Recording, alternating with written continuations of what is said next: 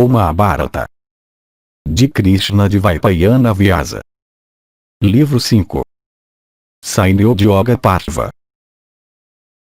Capítulo 12. Sashi obtém a proteção de Vrihaspati. Os deuses a convencem a ir até Nahusha.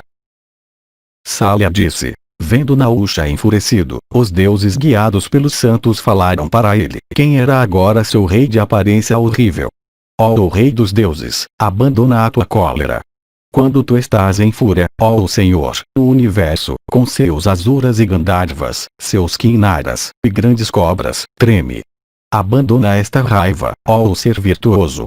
Pessoas como tu não se desconcertam. Aquela deusa é a esposa de outro homem. Tranquiliza-te, ó o Senhor dos deuses. Retrocede a tua inclinação do pecado de ultrajar a esposa de outro. Tu és o rei dos deuses, prosperidade para ti.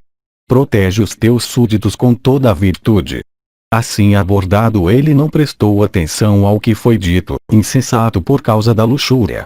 E o rei falou para os deuses, em alusão a Indra, a alha de fama imaculada, a esposa de um santo, foi ultrajada por Indra enquanto seu marido estava vivo. Porque vocês não o impediram? Muitos foram os atos de desumanidade, de injustiça, de engano, cometidos por Indra nos tempos antigos. Porque vocês não o impediram? Que a deusa faça a minha vontade, isso será o seu bem permanente. E dessa maneira o mesmo repercutirá eternamente para a sua segurança, ó deuses. Os deuses disseram: nós traremos para ti a rainha de Indra assim como tu ordenaste, ó Senhor do céu. Abandona essa ira, ó homem valente. Fica apaziguado, ó Senhor dos deuses. Salya continuou. Tendo falado dessa maneira para ele, os deuses com os santos foram informar para Vrihaspati e a rainha de Indra das notícias citadas. E eles disseram: nós sabemos, ó o principal dos Brahmanes, que a rainha de Indra se dirigiu para a tua casa, em busca de proteção, e que tu lhe prometeste proteção, ó o melhor dos santos divinos. Mas nós, os deuses e Gandharvas e santos, te suplicamos, ó tu de grande resplendor, para entregar a rainha de Indra para Nahusha. Nahusha, o rei dos deuses, de grande refulgência, é superior a Indra. Que ela, aquela dama de figura e cor excelentes, o escolha como marido. Assim abordada, a deusa deu vazão às lágrimas, e soluçando de forma audível, ela lamentou em tons comoventes. E ela falou para Vrihaspati: ó o melhor dos santos divinos, eu não desejo que Nahusha seja meu marido. Eu busquei a tua proteção, ó Brahmane. Salva-me deste grande perigo. Vrihaspati disse: a minha resolução é esta. Eu não abandonarei uma pessoa que procurou a minha proteção. Ó tu de vida irrepreensível, eu não te abandonarei, virtuosa como tu és e de uma disposição sincera.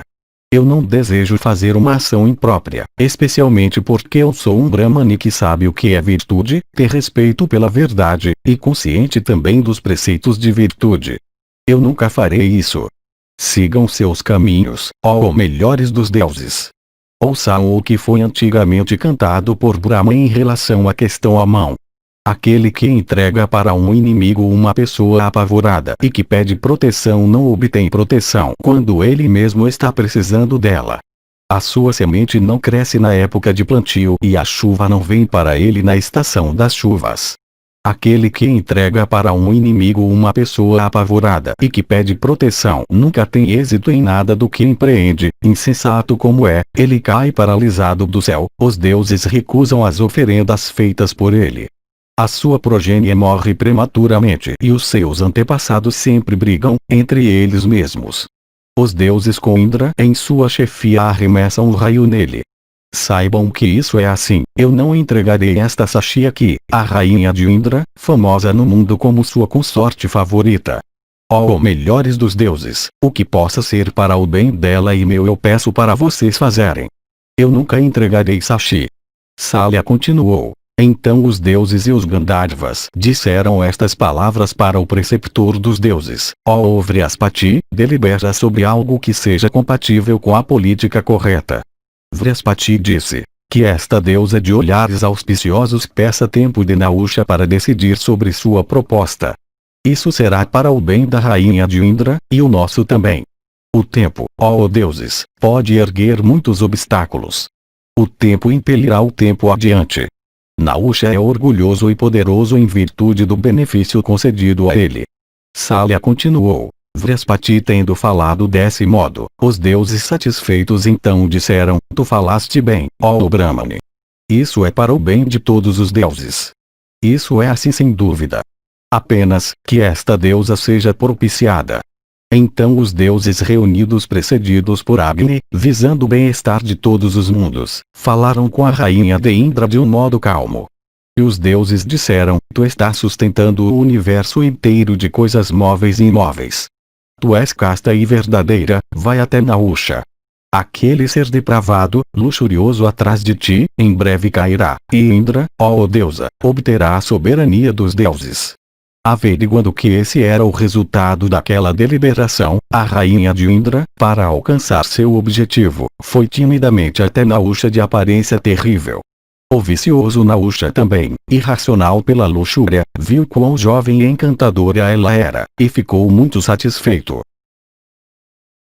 Capítulo 13. Por sacrifício Indra fica livre do pecado. Salya disse. Nessas circunstâncias então Nahusha, o rei dos deuses, olhou para ela e disse: Ó tu de doces sorrisos, eu sou o Indra de todos os três mundos.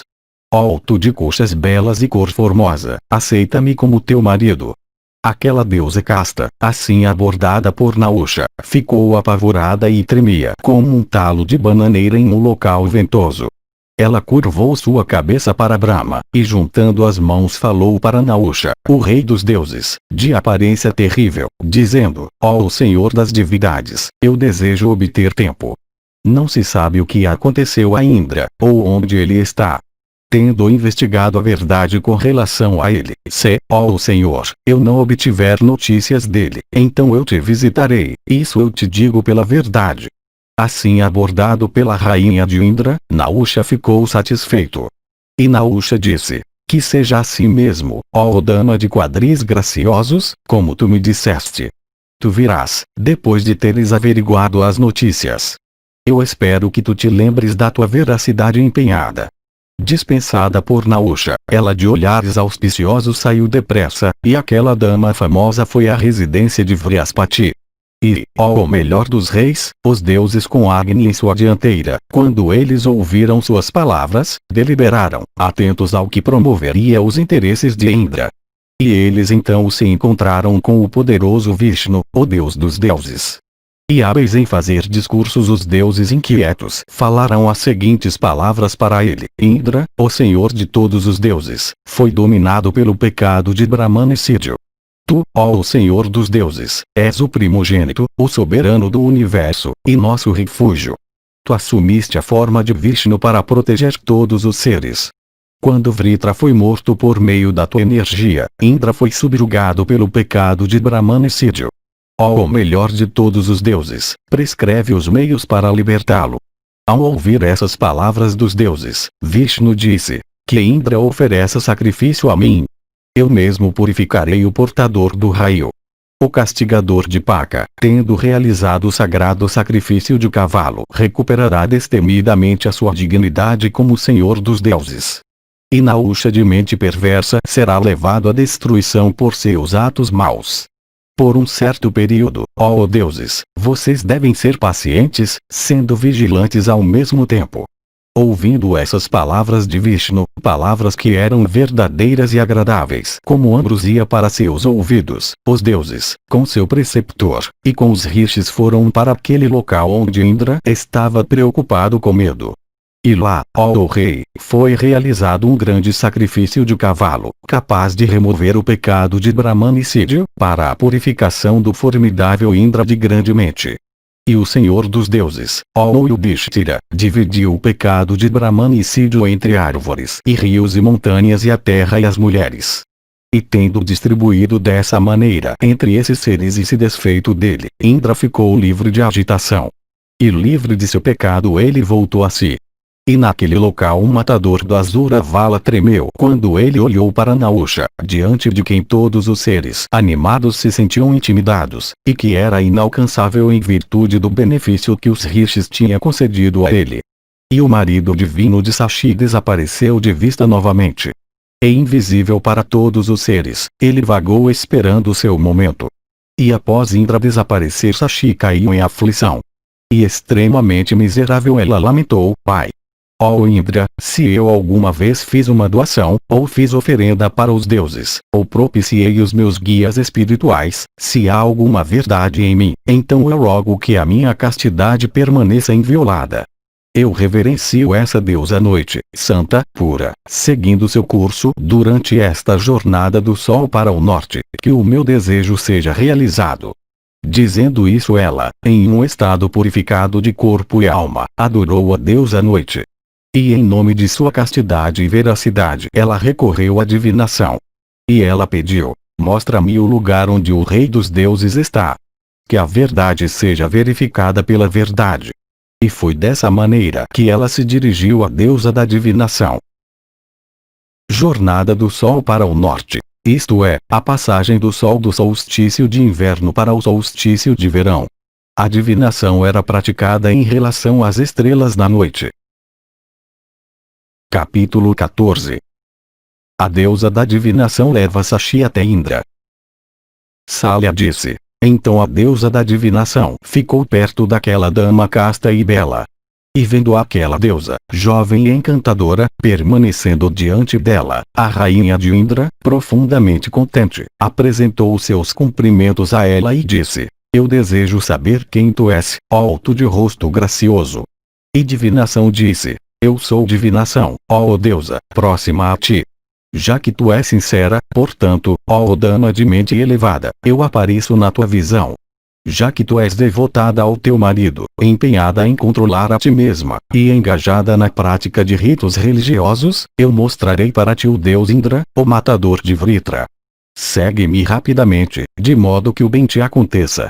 Tu verás aquele melhor dos deuses. Então divinação partiu e a rainha divina de Indra foi atrás dela. E ela cruzou bosques celestes, e muitas montanhas, e então tendo cruzado as montanhas Himavat, ela chegou ao seu lado norte. E tendo alcançado o mar, que se estende por muitos yojanas, ela chegou a uma ilha grande coberta com várias árvores e plantas. E lá ela viu um lago belo, de aparência celeste, coberto com aves, tendo 800 milhas de comprimento, e o mesmo de largura. E sobre ele, ó descendente de Bharata, havia lotos completamente desabrochados de aparência celeste, de 5 cores, com abelhas zumbindo em volta, e contados aos milhares. E no meio daquele lago havia um conjunto grande e belo de lotos que tinham em seu meio um lótus branco grande sobre um talho alto. E penetrando no talo de lótus, junto com Sashi, ela viu Indra lá que tinha entrado em suas fibras. E vendo seu marido jazendo lá uma forma minúscula, Sashi também assumiu uma forma minúscula, e assim também fez a deusa da divinação. E a rainha de Indra começou a glorificá-lo por recitar os seus feitos célebres de antigamente. E assim glorificado, o divino Purandara falou para Sashi: Para que propósito tu vieste? Como também eu fui descoberto. Então a deusa falou das ações de Nahusha. E ela disse: Ó o realizador de 100 sacrifícios, tendo obtido a soberania dos 3 mundos, poderoso e soberbo e de alma viciosa, ele me mandou visitá-lo, e o canalha cruel até me fixou um tempo definido. Se tu não me protegeres, ó marido, ele me terá em seu poder. Por essa razão, ó Indra, eu vim a ti em alarme. Ó tu de braços fortes, mata o terrível Nahusha de alma viciosa. Revela-te, ó matador de Daitias e Danavas. Ó Senhor, assume a tua própria força e governa o reino celeste.